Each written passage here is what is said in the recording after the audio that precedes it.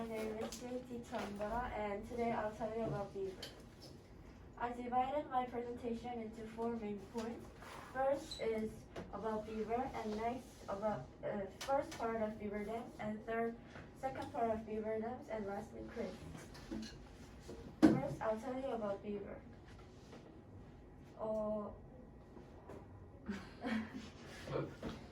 Why did you color your phone?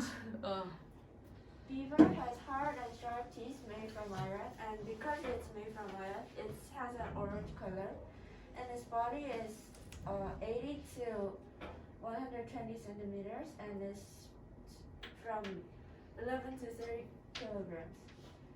It has silky bodies, and the color is yellow-brown to almost black fur. The tail is 25 to 50 centimeters, and is large and flat and scaly. Beavers are one of the keystone species. The keystone species is the species that affects habitable structure and dynamics, and the beaver affects the habitable structure through the damming and diverting of streams and the felling, which is potable in Korean, of trees.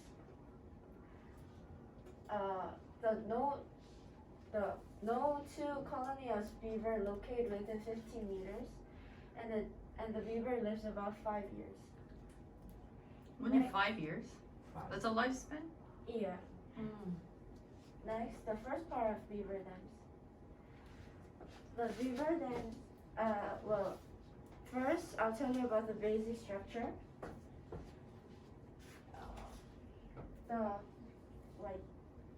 beaver is the process of how the beaver makes the basic structure. The beaver gnaws, which means karga in Korean, away at the barks of the trees and branches near the river of the stream. And when they do that, it blocks its flow. It blocks the river's flow, and it creates diversion. And next, they create superstructure. They place twigs, stones, leaves, branches, and more on top of the basic structure and finish it. The characteristics of the beaver dam is that beavers build them in slow flowing water usually, and usually the dam's height is about 5 feet, and its length is a few feet over 330 feet, and its depth is 1.2 to 1.8 meters. Can you please turn off the light? Because it's hard to see from here.